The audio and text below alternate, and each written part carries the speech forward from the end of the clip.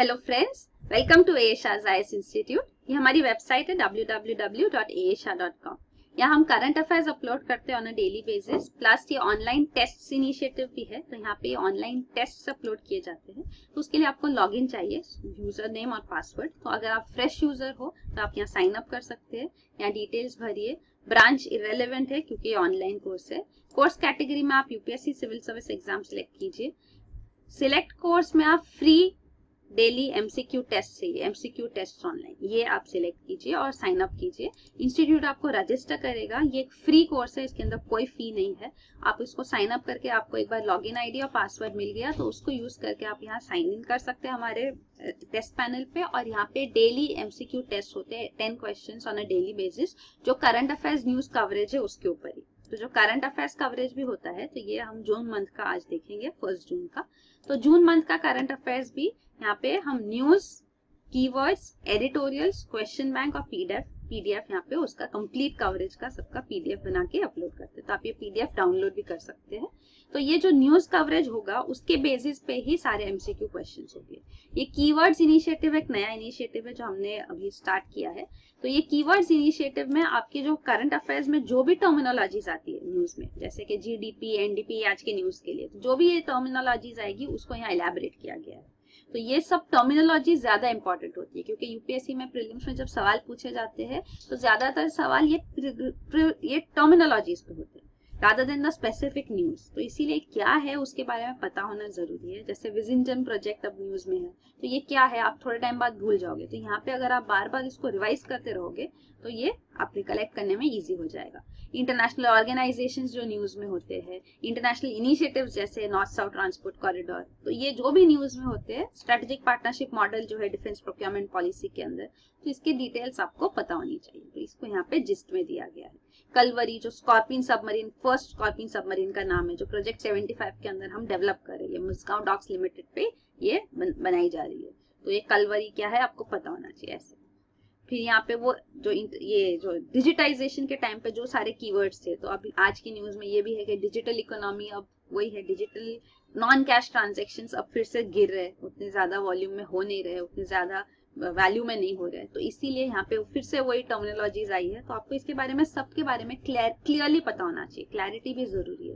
तो एनपीसीआई क्या है, यूपीआई क्या है, भीम ऐप, हर एक का स्पेसिफिकली क्या मतलब है, ये इंटरलिंकेजेस भी क्या है, एक दूसरे पे डिपेंडेंट है, तो वो सब समझना भी जरूरी है। आरटीजीएस ट्रांजेक्शन, एनईएफटी ट्रांजेक्शन क्या होते हैं ऐसे। तो जो भी न्यूज में आएगा उसको यहाँ पे कीवर्ड्स की तरह लिस्ट आउट किया जाता है। फिर अगला है एडिटोरियल्स। तो जो हिंदू न्यूज़पेपर में एडिटोरियल्स है वो यहाँ दिए जाते हैं। और जो क्वेश्चन बैंक है वो मेंस के लिए है। तो जो भी लीड आर्टिकल या कॉलम के आर्टिकल्स जो आते हैं तो उसमें जो रेलेवेंट होते हैं उसके ऊपर एक क्वेश्चन फ्रेम किया जाता है और वो आर्टिकल का कंटेंट जिस्ट करके प्रोवाइड किया जाता है ताकि आप आंसर्स लिख सके उस पर। तो ये पूरा इनिशिएटिव है और पूरा सबका एक पीडीएफ बना के यहाँ अपलोड किया जाता है। तो अभी हम न्यूज देखेंगे फॉर जून। तो न्यूज आइटम्स में जो जून के मंथ के लिए हमने हिंदू न्यूज़पेपर से न्यूज कवरेज किया है, तो हर रोज ये कवरेज जो होगा वो हिंदू न्यूज़पेपर से ही होगा। आप ज्यादा न्यूज़पेपर्स भी काफी लोग प्रेफर करते हैं कि ज्यादा कवरेज होना चाहिए, पर देन जितना आप ज्यादा करोगे उतना आपके लिए वो बल्कि हो जाएगा। बिकॉज यूपीएससी के एग्जाम के लिए हर सब्जेक्ट्स के लिए एक स्टैंडर्ड टेक्स्ट, एक स्टैंडर्ड बुक होती है, उसके बियॉन्ड भी बहुत कुछ होता है। करो तो अच्छा है, लेकिन कितना एफर्ट्स आप दोगे और उसके कितने रिटर्न्स आपको मिलेंगे। लाइक पॉलिटी आप लक्ष्मीकांत भी कर सकते हो, डीडी बासु भी कर सकते हो, दोनों कर सकते हो। पर अगर आप एक चीज को अच्छे से थरली करेंगे और ये कोशिश नहीं करेंगे कि मुझे दोनों किताबें करनी है, रादर ये कोशिश होगी कि मुझे सही से पूरा कवरेज करना है, तो हॉरिजॉन्टली एक्सपांड करने से अच्छा है वर्टिकली आप अपना डेप्थ इंक्रीज करो, आप उसको इतना स्ट्रॉन्ग करो, रिविजन ज्यादा करो ताकि आप उसमें स्ट्रॉन्ग हो जाए। तो वो ज्यादा जरूरी है। तो यहाँ पे हिंदू कवरेज ही किया जाएगा, उससे आपको सारा कवरेज हो जाएगा। जो भी important keywords, terminologies, news items हो गए वो कवर होती है। जो एक और वेग चीजें आती है, एक और वेग चीजें एग्जाम में आती है, तो वो होती इसलिए है कि वेग ही होती है, आउट ऑफ द वे होती है। उसके लिए आप बहुत सारे एफर्ट्स डालोगे, बहुत सारा कुछ करने को जाओगे और उसका रिटर्न्स आपको कम मिलेगा। क्योंकि आप जितना ज्यादा कवरेज करोगे उतना ज्यादा रिवीजन आपका होगा, क्योंकि ये सिर्फ एक दिन का कवरेज नहीं है, आपको एक साल करंट अफेयर्स करना है। तो जो इतना सारा कवरेज जो आपको फिर से रिवाइज करने में जो बर्डन आएगा वो डिफिकल्ट होता है। इससे मिनिमम एसेंशियल करके उसको स्ट्रॉन्ग करे तो उसमें ज्यादा बेनिफिट्स है। सो एटलीस्ट दिस, ये मेरा मानना है। तो कवरेज हमारा जो होगा वो हिंदू न्यूज़पेपर से होगा और कंप्लीट एग्जॉस्टिव कवरेज होगा। तो ये न्यूज आइटम्स है द हिंदू न्यूज़पेपर से। 18 न्यूज आइटम्स पिकअप की गई है। इनमें से पहली न्यूज आइटम है blast hits Kabul diplomatic quarter. तो ये अफगानिस्तान में काबुल रीजन में यहाँ ब्लास्ट हुआ in the highly protected region है, ये डिप्लोमेटिक क्वार्टर है जहाँ पे सारी कंट्रीज की एम्बेसीज लोकेटेड है, Chinese, French, Turkish, even Indian embassy सब यहाँ लोकेटेड है। वहां पे ब्लास्ट हुआ जिसमें एटलीस्ट 90 लोगों की डेथ हो गई, 400 से ज्यादा लोग घायल है। तो वही न्यूज सामने आ रही है। इसके लिए किसी ने भी अभी तक रिस्पॉन्सिबिलिटी नहीं लिया है। हालांकि तालिबान और इस्लामिक स्टेट आईएस दोनों यहाँ पे टारगेट्स कर चुके हैं रीजन्स को, पर तालिबान ने एक क्लैरिफिकेशन दिया है कि हमारा इन्वॉल्वमेंट नहीं है इसमें और हम सारे अटैक्स जो सिविलियंस पे किए जाते हैं उनके अगेंस्ट है। तो ये तालिबान का स्टेटमेंट आया है। फिर अगला न्यूज आइटम है Rajasthan high court recommends declaration of काव एज नेशनल सिंबल। तो ये राजस्थान हाई कोर्ट में एक पीआईएल फाइल किया गया रिगार्डिंग कंडीशन ऑफ गौशाला। तो गौशाला जो है जयपुर में, उनकी हालत, हाइजीन वगैरह वहाँ काफी कंसर्न है, एनिमल कंडीशंस भी। तो इसीलिए यहाँ पे काउ शेल्टर को रेगुलेट करने के लिए ऑर्डर्स पास किए गए अंडर दिस जजमेंट। और इस ऑर्डर्स में ये भी दिया गया है कि 5000 सैपलिंग्स हर साल ग्रो करनी है गौशाला में, ताकि वो हरा रहे, मतलब ग्रीनरी रहे वहां पे। तो ये सारा रिकमेंडेशन ऑर्डर्स भी आए हैं, ये फॉरेस्ट डिपार्टमेंट का ऑर्डर है। प्लस यहाँ पे ये रिकमेंडेशन भी दिया गया है सेंटर को, इस जजमेंट में राजस्थान हाई कोर्ट ने दिया है कि काव को नेशनल एनिमल डिक्लेयर करना चाहिए और काव स्लॉटर के लिए पनिशमेंट को इंक्रीज करके लाइफ इम्प्रिजनमेंट लाना चाहिए। तो ये सजेशन दिया गया है इन दिस ऑर्डर। तो ये काव स्लॉटर काफी न्यूज में रहा है because of prevention of cruelty to animals act के अंदर जो रूल्स आए थे फॉर एनिमल कैटल मार्केट्स के लिए। तो उस कंटेक्स्ट में भी ये जो जजमेंट है उसका रेलेवेंस है। प्लस इवन जो काउ विजिलेंस की वजह से जो अटैक्स होते हैं लोगों पे, तो उस कंटेक्स्ट में भी ये इम्पोर्टेंट है न्यूज में। फिर अगला न्यूज आइटम है India is no longer the fastest growing economy. तो जो लेटेस्ट फोर्थ क्वार्टर का डेटा आया है लास्ट फाइनेंशियल ईयर में 2016-17, तो इसके अंदर जीडीपी ग्रोथ कम हो गई है अब 6.1%, जिस वजह से हम चाइना से पीछे हो गए। तो पहले हम फास्टेस्ट ग्रोइंग इकोनॉमी थी, अब हमारे से आगे चाइना निकल गई। चाइना का लास्ट क्वार्टर ग्रोथ था 6.9%। तो ये है, तो ये मिनिस्ट्री ऑफ स्टैटिस्टिक्स से डेटा आया है। बेस ईयर यूज किया जाता है यहाँ पे 2011-12। ये बेस ईयर क्या होता है वो भी हम देखेंगे, और जो और भी वैल्यूज फिगर्स दिया गया, एक तो जीडीपी है, तो जीडीपी क्या होता है वो भी हम देखेंगे, plus GVA gross value added, ये क्या होता है ये भी देखेंगे। और ये जो लास्ट स्टेटमेंट दिया गया इसका भी मतलब जब हम समझ जाएंगे टर्म्स का मतलब तो वो क्लियर होगा। तो जीडीपी क्या होता है, gross domestic product, market value of all goods and services. सारे जो चीजें बनती है, जो सर्विसेज प्रोवाइड की जाती है, उनकी जो फाइनल वैल्यू है उनको एड अप किया जाता है। तो वो जो जीडीपी है तो ग्रॉस डोमेस्टिक प्रोडक्ट है, मतलब विद इन द कंट्री, मतलब जोग्राफिकली कंट्री के अंदर हो, मतलब फॉरेनर्स भी यहाँ आके जो कर रहे हैं उनका भी जो आउटपुट है वो सारा इसमें इंक्लूड किया जाता है। तो वो होता है जीडीपी। तो ओवर अ ईयर जनरली इसका वैल्यू देखा जाता है फॉर अ कंट्री, या क्वार्टर के लिए भी, जैसे अभी ये क्वार्टरली डेटा है। प्लस जो जीएनपी होता है, ग्रॉस नेशनल प्रोडक्ट, तो ये नेशनल प्रोडक्ट जो होता है ये नेशंस, मतलब जो इंडियन नेशनल्स है उनके लिए है। तो जो नेशंस के लोग हैं तो वो या तो इंडिया में है या कहीं भी हो, तो वहां बाहर भी वर्क करते तो वो रेमिटेंसेस वापस कंट्री में भेजते पैसा, तो वो उनसे जो फाइनल वैल्यू आती है उनको जो मिलता है, gross final value of goods and services by factors of production of the nation, मतलब वो वेजेस भी हो सकते हैं, प्रॉफिट्स हो सकते हैं, इंटरेस्ट अर्न किया जो भी हो, तो उनका सारा जो एडिशन है मार्केट वैल्यू का उसको कहते हैं जीएनपी। तो इसके लिए जीडीपी में से जीएनपी कैसे आता है कि अगर आप जीडीपी में जो इंक्लूड किया आपने, जो अब्रॉड से फैक्टर पेमेंट्स आ रहे हैं उनको आप ऐड करो, क्योंकि जो लोग बाहर थे इंडियंस उनको जीडीपी में नहीं ऐड किया गया था।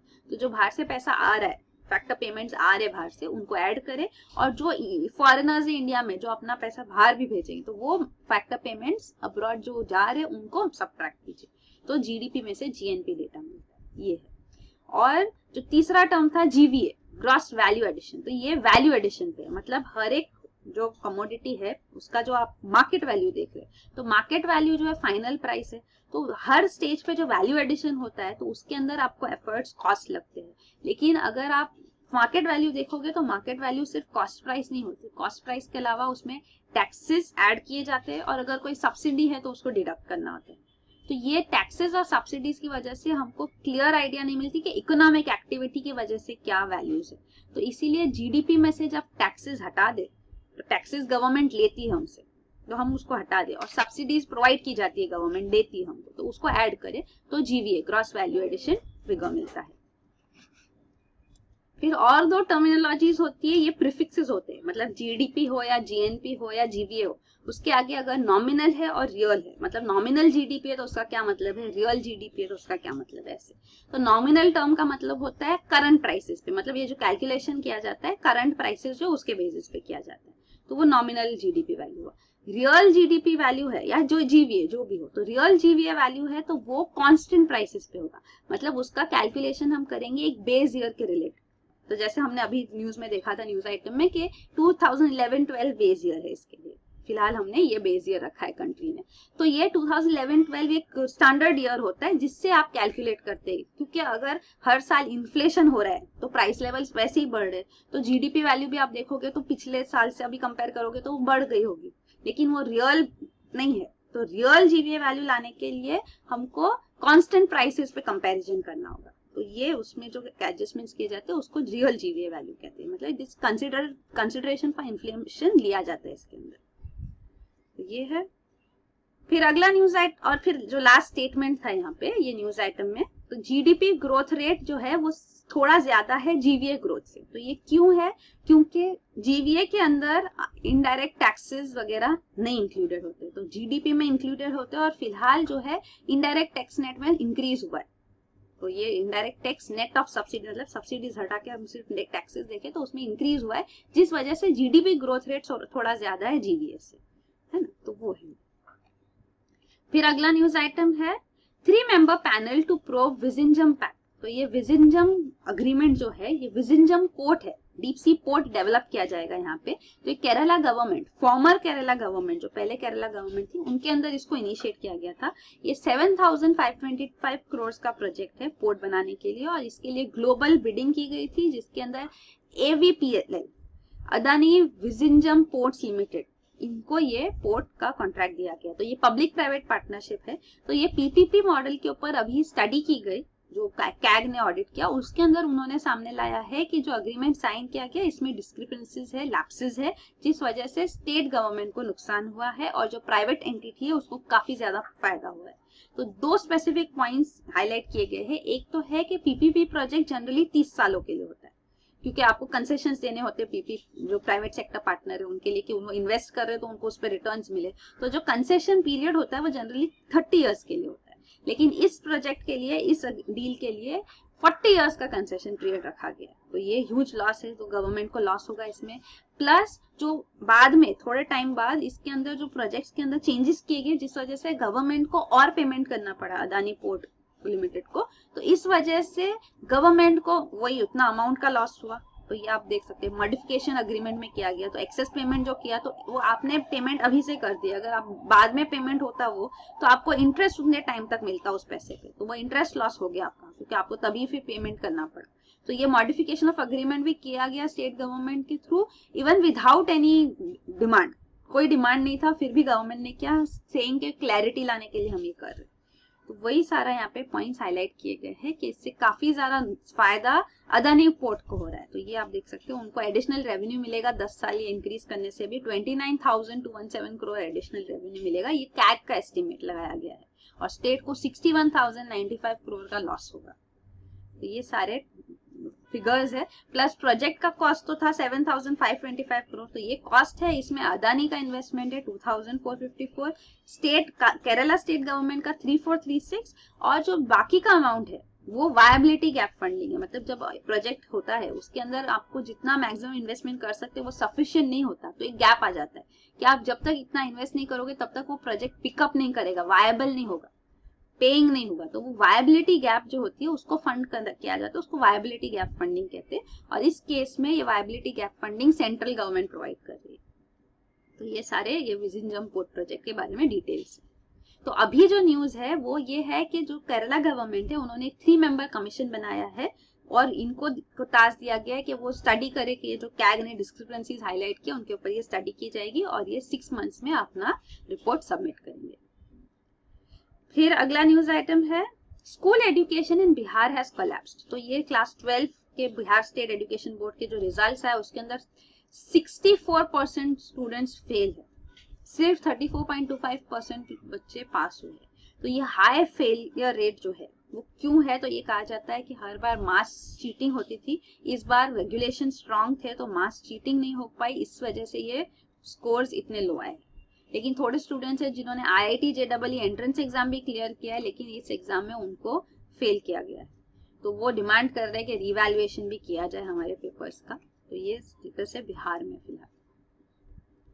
फिर अगला न्यूज आइटम है PDP charts its own course for talks. तो ये है पीपल्स डेमोक्रेटिक पार्टी जो रूलिंग कोalition में है इन जम्मू एंड कश्मीर। तो PDP और BJP का ज्वाइंट अलायंस है जो रूलिंग पार्टी है, रूलिंग कोalition है जम्मू एंड कश्मीर में। तो हम देख रहे हैं कि बीजेपी जो इनिशिएटिव्स अब तक स्ट्रांग लिए नहीं गए हैं to bring peace in Jammu and Kashmir, तो इसलिए PDP अब कह रही है कि हम इनिशिएटिव्स लेंगे, क्योंकि BJP is not ready, saying कि हम पाकिस्तान से बात नहीं करेंगे, हम सेपरेटिस्ट लीडर्स से बात नहीं करेंगे। और सिचुएशन कश्मीर में जो अब 1 साल होने का आया है, जो इतना वर्स हो चुका है, तो अब लोग कश्मीर के सफर कर रहे हैं, इसलिए PDP पार्टी ने कहा है कि हम अब डायलॉग स्टार्ट करेंगे विथ हुर्रियत एंड पाकिस्तान। तो ये स्टेटमेंट उनसे आ रहा है। इवन आर्मी ने ये टाइम पे कहा है अब कि आर्मी का काम नहीं है, अब जो है वो पीस निगोशिएशन से ही आ सकता है, अदरवाइज ये तो एस्केलेट ही होते जाएगा। तो जब तक टॉक्स नहीं होंगे तब तक आगे कुछ हो नहीं पाएगा इसमें। फिर अगला न्यूज आइटम है Yogi Adityanath sees chance to solve Ayodhya dispute. तो ये chief minister of UP Yogi Adityanath ने स्टेटमेंट दिया है कि अगर सब तरफ से सपोर्ट आए तो ये जो अयोध्या डिस्प्यूट है वो रिजॉल्व किया जा सकता है। तो एक्चुअली केस 2 है, एक तो बाबरी मस्जिद डिमोलिशन केस है जिसकी हियरिंग अभी हुई थी इन लखनऊ, तो वही है। तो उसमें जो हाई प्रोफाइल बीजेपी लीडर्स भी है, उमा भारती, LK अडवाणी, वो सारे यहाँ पे अक्यूज्ड है, उनके अगेंस्ट कॉन्स्पिरेसी चार्जेस अब रिवाइव किए गए हैं, वो केस चल रहा है, वो क्रिमिनल कॉन्स्पिरेसी केस चल रहा है। प्लस उसके अलावा ये लैंड डिस्प्यूट भी है, तो वो सिविल साइड पे केस जो आप मान सकते हैं। तो इसके अंदर ये लैंड को अभी कैसे रिजॉल्व करना है डिस्प्यूट को, तो इवन इलाहाबाद हाई कोर्ट ने यहाँ पे जजमेंट दिया था, 3 डिविजन्स किए थे इस रीजन के, सेंट्रल सुन्नी वक्फ बोर्ड को, रामलल्ला को और जो निमरोह अखाड़ा यहाँ पे है, उन तीनों के बीच में लैंड डिस्ट्रीब्यूशन किया जाएगा, पर उसको फिर स्टे किया गया उस ऑर्डर को। तो अब सुप्रीम कोर्ट ने जो कहा है मार्च 2017 में अपना स्टेटमेंट दिया था कि इस डिस्प्यूट को आप टॉक्स से आपस में सेटल करो, तो उसी चीज को आगे लेते जाते हुए UP CM योगी आदित्यनाथ कह रहे हैं कि ये डिस्प्यूट अगर सब तरफ से सपोर्ट आए तो सॉल्व हो सकता है। तो ये यहाँ पे है। तो यहाँ पे ये मेकशिफ्ट राम टेम्पल भी है, ये बाबरी मस्जिद का सेंट्रल डोम है जो 1992 में इसको डिमोलिश किया गया था, और यहाँ पे राम टेम्पल भी है। और रामलल्ला जो है वो एक आइडल है जिसको डोम के नीचे इंस्टॉल किया गया था। तो ये काफी पुराना डिस्प्यूट है, इसका भी पूरा कवरेज किया गया है पहले, तो उसका लिंक आपको एंड ऑफ द वीडियो में दिया जाएगा, वो आप देख सकते हैं। फिर अगला न्यूज आइटम है trade unions oppose centre's move to privatise Air India. तो ये न्यूज में था कि सेंट्रल गवर्नमेंट अब कंसिडर कर रही है कि एयर इंडिया को प्राइवेटाइज किया जाए। तो एयर इंडिया के पास डेब्ट बर्डन काफी ज्यादा है, तो यहाँ पे जो ट्रेड यूनियंस है वो काफी इसको अपोज कर रही है स्टैंड को। वो बता रहे हैं कि एयर इंडिया प्रॉफिट मेकिंग है, वो ऑपरेशनल प्रॉफिट्स है उनके, ऑपरेशनल प्रॉफिट्स मतलब जितना वो इन्वेस्ट पैसा डाल रहे हैं और जो रिटर्न्स आ रहे हैं उसमें वो प्रॉफिट्स है, लेकिन उनके पास डेट इतना ज्यादा है, तो डेट बर्डन इतना ज्यादा हो गया है कि वो डेट सर्विस करना उनके लिए डिफिकल्ट हो रहा है। तो 40,000 करोड़ प्लस डेट है, तो वो अनसस्टेनेबल है। इसमें से 20,000 crore that air India loans ये सस्टेनेबल है, ये वो सर्विस भी कर सकते हैं, लेकिन उससे ज्यादा जो है वो उनके लिए डिफिकल्ट हो रहा है। तो प्रॉफिट मेकिंग एंटिटी है वो हाईलाइट किया जा रहा है यहाँ पे। इवन पिछले 2 सालों के प्रॉफिट्स भी दिखाए गए हैं कि प्रॉफिट्स किया है कंपनी ने, एयर इंडिया ने। और यहाँ पे वही कहा जा रहा है कि अगर ये प्राइवेटाइज भी किया जाएगा तो जो डेट्स है उनको आप राइट ऑफ करोगे, तो राइटिंग ऑफ डेट करेंगे तो ही प्राइवेट एंटिटी इन्वेस्ट करेगी, इसको लेने में इंटरेस्ट होगी। अदरवाइज ये with this huge debt even private sector participation से भी इसमें कुछ नहीं हो सकता। तो ये एक पॉइंट यहाँ पे लाई जा रही है। फिर अगला न्यूज आइटम है Russia a natural ally Modi. तो ये प्राइम मिनिस्टर नरेंद्र मोदी जो है वो 6 नेशन टूर पे है, तो 6 डे टूर पे है, 4 नेशंस वो विजिट कर रहे हैं। ऑलरेडी जर्मनी में विजिट कर चुके हैं, स्पेन, फिर रशिया जाएंगे और फिर फाइनली फ्रांस। तो रशिया के साथ जो रिलेशन है उनको हाईलाइट करते हुए उन्होंने एक राइटअप भी लिखा है, आर्टिकल लिखा है। तो उसमें हाईलाइट किया जा रहा है कि रशिया हमारी नेचुरल एली है, तो जब भी हमको सपोर्ट की जरूरत थी तो रशिया हमेशा रही थी। पर पिछले थोड़े टाइम से हमारे रशिया के साथ रिलेशंस में स्ट्रेन आ गए हैं, स्पेसिफिकली जब उरी टेरर अटैक्स हुए थे सितंबर अक्टूबर 2016 में, तब रशिया का जॉइंट मिलिट्री एक्सरसाइज शेड्यूल था विद पाकिस्तान, और वो इस जॉइंट मिलिट्री एक्सरसाइज में उन्होंने पार्टिसिपेट किया। हालांकि इंडिया ने कहा था कि हम पाकिस्तान को आइसोलेट करना चाहते, तो वो इंडिया को पसंद नहीं आया। फिर ब्रिक्स समिट भी जब अक्टूबर 2016 में हुआ, तब भी रशिया और चाइना क्लोज रहे और पाकिस्तान को प्रोटेक्ट करते रहे और इंडिया के स्टैंड एक्सेप्ट नहीं किए गए, तो वो था। इवन एससीओ में तो अब दोनों कंट्री साथ में आ रही है। एससीओ है शांघाई कोऑपरेशन ऑर्गेनाइजेशन, तो ये इकोनॉमिक मिलिट्री ऑर्गेनाइजेशन है।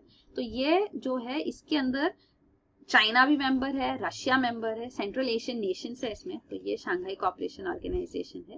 तो इसके अंदर इंडिया, पाकिस्तान, ईरान और मंगोलिया ऑब्जर्वर्स है। अब इंडिया और पाकिस्तान को यहाँ पे मेंबर्स बनाया जा रहा है, तो यहाँ प्रोसेस इनिशिएट हो चुका है। अब नेक्स्ट समिट जो होगा अस्ताना में एससीओ की 2017 में, तो फॉर्मली दोनों मेंबर्स बन जाएंगे शांघाई कोऑपरेशन ऑर्गेनाइजेशन के।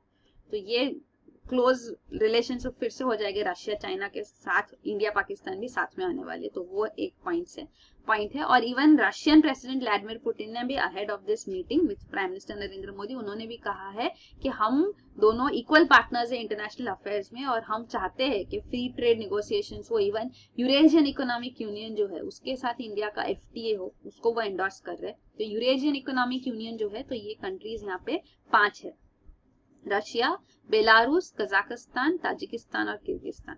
तो ये यूरेशियन इकोनॉमिक यूनियन के साथ भी एक एफटीए हो, ये प्रपोज किया जा रहा है। और वो ये भी कह रहे हैं कि ये जो international north south transport corridor है वो भी डेवलप करना बहुत जरूरी है, तो उसको भी एंडोर्स किया जा रहा है। तो इसके ऊपर काम चल रहा है। और एक जो इम्पोर्टेंट एमओयू दोनों नेशंस को साइन करना है वो है कुदानकुलम न्यूक्लियर पावर प्रोजेक्ट के लिए। तो इसका यूनिट 5 और 6 के लिए डील फाइनलाइज करनी है, तो उसका एमओयू एक्सपेक्टेड है कि साइन होगा जब ये मीटिंग होगी। तो ये है नॉर्थ साउथ ट्रांसपोर्ट कॉरिडोर के बारे में भी। तो ये आप इंडिया मुंबई से, यहाँ से जो ये स्टैंडर्ड रूट है वो ये वाटर बॉडी से जाते हुए यूरोप पहुंचता है, रशिया पहुंचता है। और जो प्रपोज रूट है नॉर्थ साउथ ट्रांसपोर्ट कॉरिडोर, तो वो डायरेक्टली मुंबई से ये सेंट्रल एशियन नेशन, ये मल्टी मोडल रूट है, मतलब ये सी रूट, लैंड रूट यूज करके जो रशिया को भी पहुंच सकता है और बियॉन्ड इन यूरोप भी यहाँ पे एक्सेस मिल सकता है। तो ये प्रपोज किया गया है और इसके लिए इवन ट्रायल रन भी किए गए। तो ड्राई रन जो हुए थे मुंबई से वो भी सक्सेसफुल रहे। इसके अंदर ट्रांसपोर्टेशन कॉस्ट काफी कम हो जाता है इसकी वजह से, तो वो ये है। फिर अगला न्यूज आइटम है India Spain call for zero tolerance to terrorism. तो जो इंडिया स्पेन लीडर्स की मीटिंग हुई, prime minister Narendra Modi Spain में भी थे। ये फर्स्ट टाइम था इंडियन प्राइम मिनिस्टर स्पेन पहुंचे आफ्टर 1992। तो 1992 से कोई प्राइम मिनिस्टर स्पेन नहीं गए थे। तो यहाँ पे भी जीरो टॉलरेंस टू टेररिज्म को एम्फेसाइज किया गया स्पेसिफिकली, और थोड़े एमओयूज भी साइन किए गए हैं।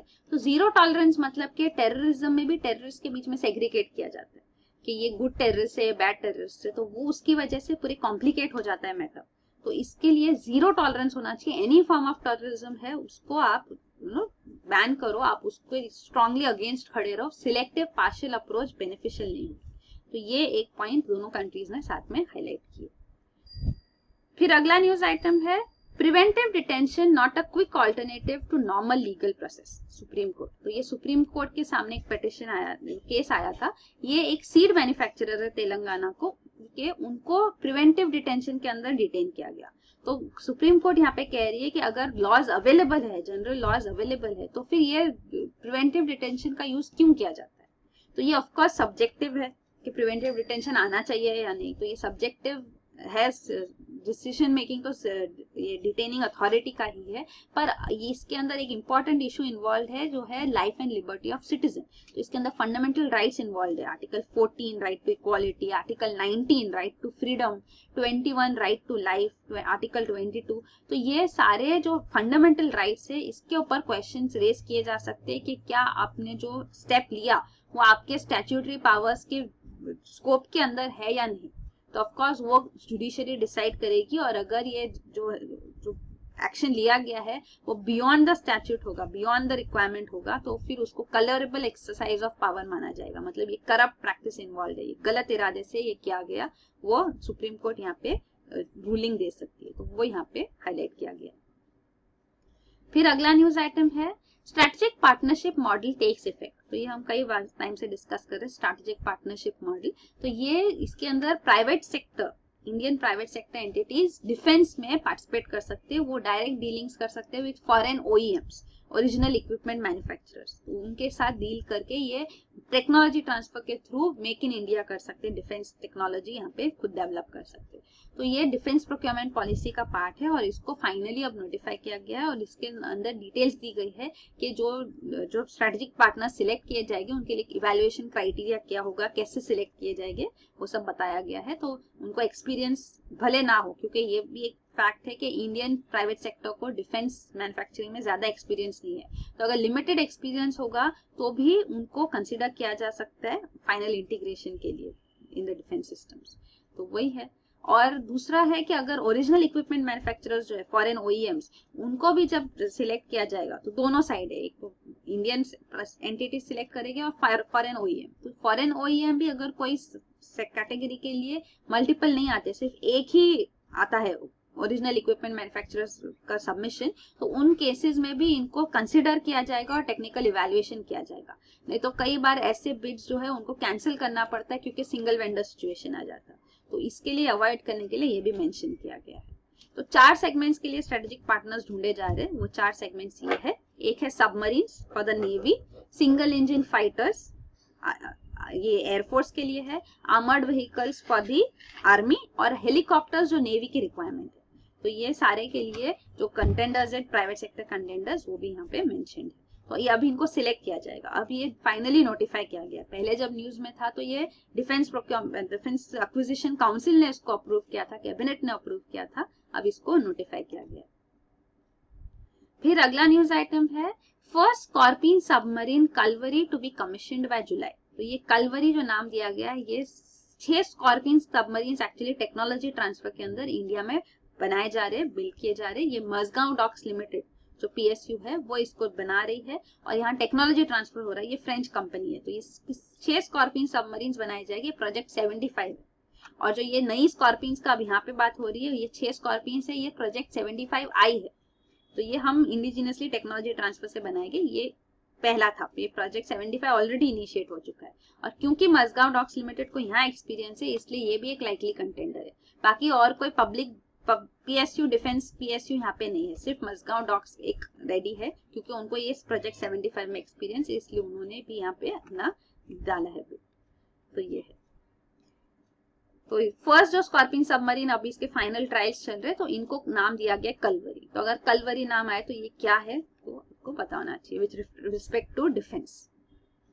फिर अगला न्यूज आइटम है डोनाल्ड ट्रंप में क्विट पेरिस क्लाइमेट अकॉर्ड। तो ये पेरिस क्लाइमेट अग्रीमेंट जो है इसको यूएस ने भी साइन किया है। ये UNFCCC United Nations framework convention on climate change जो 21 COP हुआ था, 21st COP conference of parties in December 2015। तो तब 195 मेंबर्स जो है यूएनएफसीसी के सबने इसको अग्री किए थे। तो ये सारा डिटेल्स भी यहाँ पे दिया गया आपको, हर जो कीवर्ड के लिए आपको डिटेल्स यहाँ पे कलवरी, पेरिस क्लाइमेट अकॉर्ड, तो ये डिटेल्स यहाँ दिए गए। दिसंबर 2015 में अप्रूव किया गया, तो अप्रैल 2016 में इसको सिग्नेचर के लिए ओपन किया गया कि साइन करे मेंबर्स यहाँ पे। तो सारे मेंबर्स ने साइन कर लिया इसको, इवन रैटिफिकेशन भी हुए, 147 रैटिफिकेशन हुए। तो साइनिंग और रैटिफिकेशन में ये फर्क होता है कोई भी अग्रीमेंट के लिए कि अगर आपने साइन किया तो आप उसको एक्सेप्ट करते हैं, पर अगर रैटिफाई भी कर लिया है उस अग्रीमेंट को तो आपके ऊपर वो लीगली बाइंडिंग हो जाता है, आपको उसको अदर करना होता है, आपको उसको फॉलो करना होता है। तो वो पॉइंट होती है। तो यहाँ पे रैटिफिकेशन इंडिया ने भी इसको रैटिफाई किया, यूएसए ने भी अंडर बराक ओबामा एडमिनिस्ट्रेशन इसको रैटिफाई कर दिया, काफी सारे ईयू मेंबर्स ने भी रैटिफाई कर दिया। तो ये अग्रीमेंट इफेक्टिव हो गया फ्रॉम नवंबर 2016। तो ये है, इसके अंदर INDCs हमने सबमिट की थी, लेकिन रेटिफिकेशन के बाद ये NDCs बन जाते हैं, नेशनली डिटरमिन्ड कॉन्ट्रीब्यूशंस। पहले ये इंटेंडेड थे कि हम क्या करना चाहते हैं, पर अब रेटिफाई कर लिया तो ये बाइंडिंग है, आपको ये फॉलो करने हैं। तो ये है, तो टारगेट इसका यही है कि ग्लोबल टेम्परेचर्स जो राइज हो रहे हैं उनको कम किया जाए, उसको ज्यादा राइज होने ना दिया जाए। तो जो प्री इंडस्ट्रियल लेवल टेम्परेचर था उससे 2% से ज्यादा राइज नहीं होना चाहिए, वो टारगेट है, और कम से कम 1.5% से ज्यादा भी ना जाए, वो ट्राई करना चाहिए।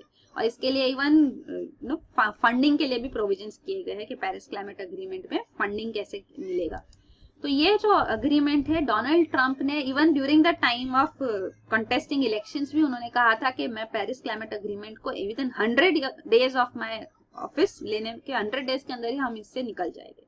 तो ये जो है ये स्केप्टिक्स है, मतलब ये लोग क्लाइमेट चेंज को नहीं मानते, मतलब क्लाइमेट चेंज हो रहा है पर मैन मेड कॉन्सिक्वेंसेस है वो नहीं मानते कि तो नेचुरली होगा, मतलब आप हम पे रिस्ट्रिक्शंस डालो ना डालो क्लाइमेट चेंज होने वाला है ऐसे। तो ये जो रीजन है उस वजह से वो चाहते कि कोई रिस्ट्रिक्शंस ना लाए जाए।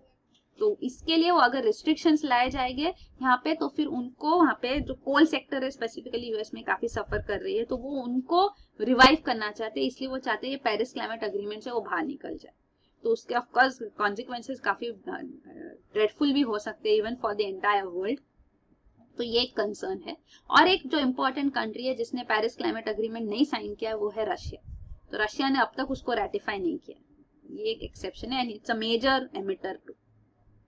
तो ये सारे पॉइंट्स दिए गए रिगार्डिंग पेरिस क्लाइमेट एग्रीमेंट। तो टेम्परेचर्स कितने रखने, फाइनेंसिंग $100 बिलियन आने चाहिए from rich countries from 2020, at least इतना एज अ फ्लोर, मतलब मिनिमम इतना आना चाहिए। डिफरेंशिएशन है, मतलब डेवलप्ड कंट्रीज को लीड लेनी होगी, डेवलपिंग कंट्रीज असिस्ट के, डेवलप्ड कंट्रीज ऑलरेडी एमिशंस कर चुके हैं, अब डेवलपिंग कंट्रीज तो अब ग्रो हो रही है तो उनके एमिशंस थोड़े ज्यादा हो गए, तो वो डिफरेंशिएशन से दोनों को देखा जाए अलग अलग तरीके से, दोनों को सेम लेवल पे रख के हम कंपेयर नहीं कर सकते, वो है।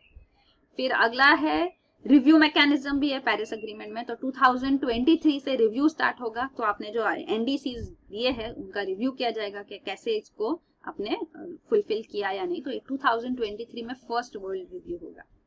तो ये मेजर प्रोविजंस है। फिर अगला न्यूज आइटम है Russia fires cruise missiles targets IS positions in Syria. तो ये रशिया ने क्रूज मिसाइल्स लॉन्च किए from Mediterranean sea against Islamic State. तो ये सीरिया में ये एक्शन लिया गया इस्लामिक स्टेट के अगेंस्ट। तो इस्लामिक स्टेट यहाँ पे काफी प्रोमिनेंट टेरर थ्रेट बन गया है all across the globe actually.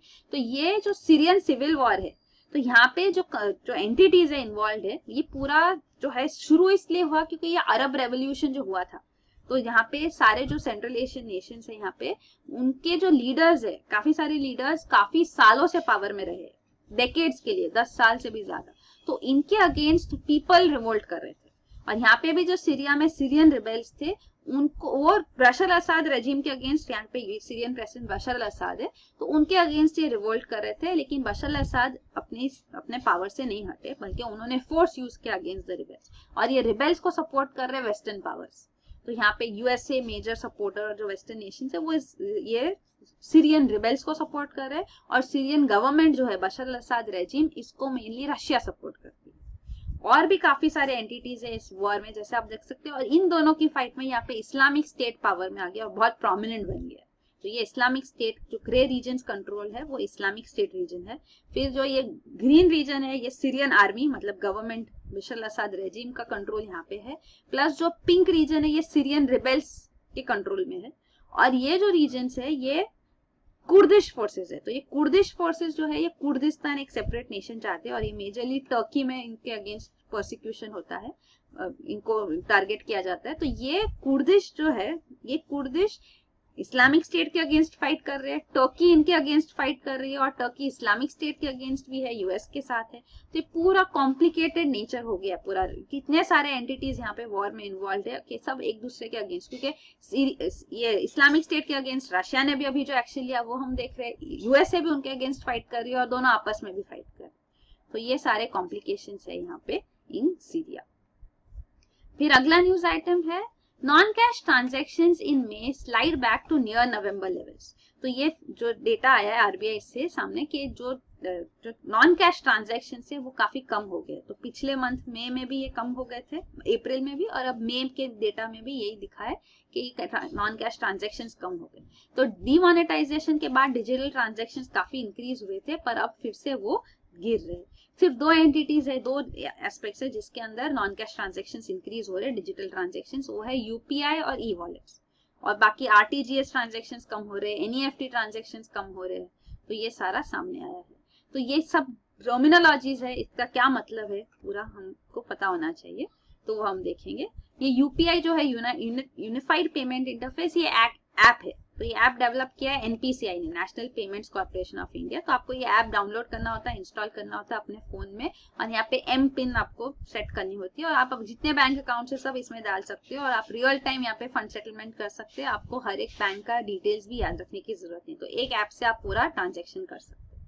तो वो है ये, और ये सारे जो टर्मिनोलॉजीज है वो हमने डिस्कस किए। हम देखते हैं ये एनईएफटी, आईएमपीएस और आरटीजीएस का कंपैरिजन है, पर हर एक टर्म का पहले मतलब देखते हैं। तो कीवर्ड सेक्शन में जो इनको एक्सप्लेन किया गया, तो एनपीसीआई जो है ये अम्ब्रेला ऑर्गेनाइजेशन बनाया गया था फॉर रिटेल पेमेंट सिस्टम्स। तो ये 2008 में नॉन प्रॉफिट ऑर्गेनाइजेशन की तरह बनाया गया। इसके अंदर इसको कंट्रोल करने वाले जो एंटिटीज है वो है कंसोर्टियम ऑफ बैंक्स। तो बैंक्स मिलके इसको चलाती है, प्लस सेंट्रल बैंक आरबीआई इसका मेन प्रमोटर है।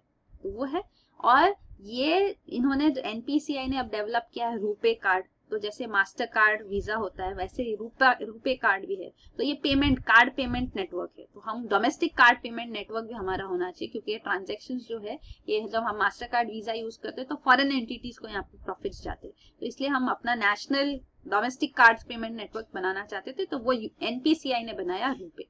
तो इसको भी अब प्रोमिनेंटली यूज किया जा रहा है। प्लस दूसरा यूपीआई जो हमने देखा ऐप, जो तो यूनिफाइड पेमेंट इंटरफेस भी ये एनपीसीआई ने डेवलप किया है। तो ये यूपीआई भी क्या है, पेमेंट सिस्टम है। तो ये आप इंस्टेंट फंड ट्रांसफर कर सकते हैं मोबाइल यूज करके। तो मोबाइल प्लेटफॉर्म पे ये चलता है। तो मोबाइल प्लेटफॉर्म के लिए जो सर्विसेज है वो आईएमपीएस सर्विस है।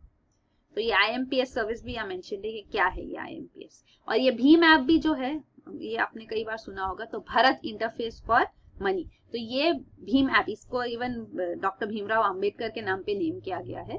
तो ये यूपीआई को यूज करते हुए भी एक ऐप है। तो ये मतलब मोस्ट प्रोमिनेंट ऐप है जिसको गवर्नमेंट ने ही लॉन्च किया है। तो ये भीम ऐप से भी आप वही ई पेमेंट्स कर सकते हो यूजिंग द मोबाइल प्लेटफॉर्म। तो ये भी वही आईएमपीएस इंफ्रास्ट्रक्चर यूज करते हैं। तो ये आईएमपीएस सिस्टम जो बनाया गया है, तो ये real time interbank electronic fund transfer system है यूजिंग मोबाइल फोन्स।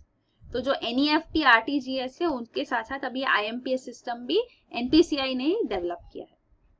तो ये आप देख सकते हैं, यहाँ पे कंपैरिजन दिया गया है। तो एनईएफटी क्या होता है और आरटीजीएस ये पहले से है। तो एनईएफटी है net electronic, national electronic fund transfer, और आरटीजीएस है रियल टाइम ग्रॉस सेटलमेंट।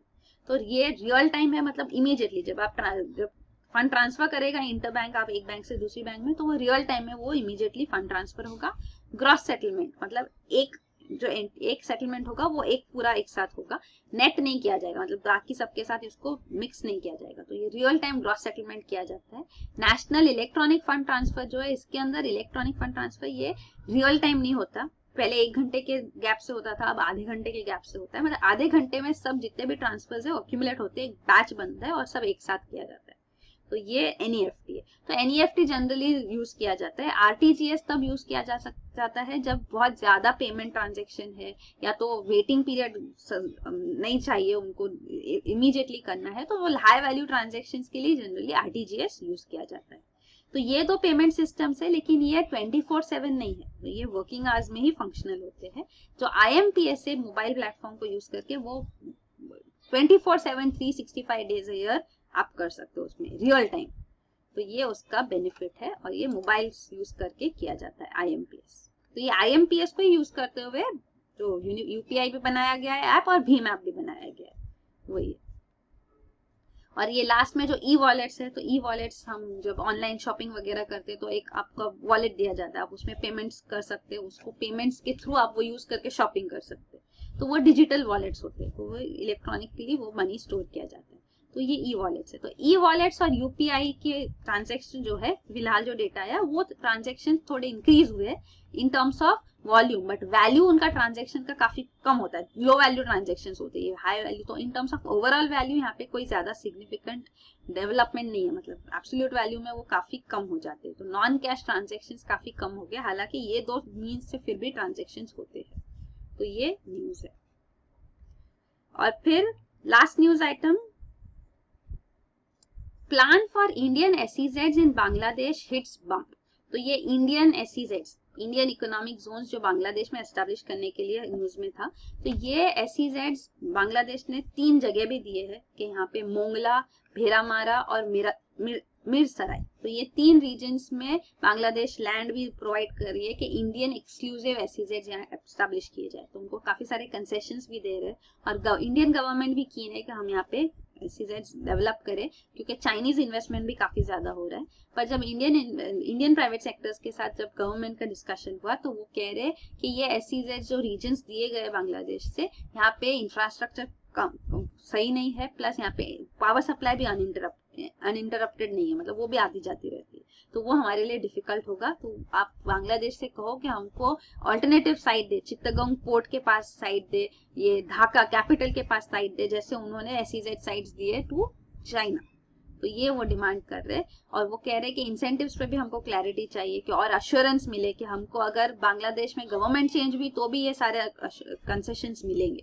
तो ये भी कंसर्न इंडियन प्राइवेट सेक्टर ने रखा है, लेकिन इंडियन गवर्नमेंट कीन है कि ये इंडियन इकोनॉमिक जोन्स बनाए जाए, क्योंकि एक तो है कि हमने इनको कंसेशनल लाइन ऑफ क्रेडिट भी दिया है जिसको यूज किया जाएगा इंडियन इकोनॉमिक जोन्स में इन्वेस्ट करने के लिए, प्लस हमारा इनके साथ ट्रेड डेफिसिट भी काफी ज्यादा है। तो ये है कि अराउंड $6 बिलियन का ट्रेड डेफिसिट है। तो अगर टोटल ट्रेड अगर $6.8 बिलियन का है तो उसमें 6 बिलियन जो है इंडिया को प्रॉफिट मिलता है, इंडिया से ट्रेड जा रहा है, मतलब इंडिया इज एक्सपोर्टिंग। तो ट्रेड बैलेंस जो है इंडिया के फेवर में काफी ज्यादा है, तो बांग्लादेश के लिए डिफिकल्ट होता है। तो वो इसलिए वो चाहती है कि अगर इंडिया इन्वेस्ट करे यहाँ पे तो जो पैसा जा रहा है आ भी रहा है तो उसको कंपेंसेट किया जा सके, ट्रेड बैलेंस को रैशनलाइज किया जा सके, इसलिए बांग्लादेश कीन है कि ये इंडियन एक्सक्लूसिव जोन्स बनाए जाए यहाँ पे। तो वही है, चाइनीज इन्वेस्टमेंट्स के अगेंस्ट भी हम चाहते हैं कि हमारे नेबर में हमारा भी स्ट्रॉन्ग होल्ड रहे, इसलिए इंडियन गवर्नमेंट कीन है कि ये इंडियन इकोनॉमिक जोन्स एस्टेब्लिश किए जाए। तो अब गवर्नमेंट ने ये काम दिया है PwC, price water house Cooper, एक कंसल्टेंसी फर्म को, कि वो इसका स्टडी करे, प्रिलिमिनरी स्टडी के जो कॉर्पोरेट सेक्टर कह रही है कि उनको कंसर्न्स आ रही है, तो क्या ये सही है, क्या यहाँ पे हमको पोटेंशियल गेन्स होने वाले हैं कि नहीं, इसका एक क्लियर असेसमेंट करके वो बताए कि इंसेंटिव से कितना फायदा होगा, क्या उसकी वजह से क्या फ्यूचर होगा। तो ये काम दिया गया। फिर अगला न्यूज आइटम है last one, NASA to fly space probe plus right into sun's atmosphere in 2018। तो ये स्पेस प्रोब प्लस करके ये अनाउंस किया गया मिशन नासा का, तो ये 2018 में लॉन्च किया जाएगा। तो ये सन के एटमॉस्फेयर में जाएगा। तो ये पहली बार होगा कि कोई मैन मेड स्ट्रक्चर सन के एटमॉस्फेयर तक पहुंचेगा, आउटर एटमॉस्फेयर, और यहाँ पे उसकी हीट और रेडिएशन को वो विथस्टैंड करेगा। तो वही है, तो ये इसको स्टडी करने के लिए भेजा जा रहा है कि सन आउटर एटमॉस्फेयर कैसा है और कैसे स्टार्स कैसे वर्क करते हैं वो समझने के लिए ये लॉन्च किया जा रहा है, सोलर प्रोब प्लस। तो यही है न्यूज आइटम्स। Thank you.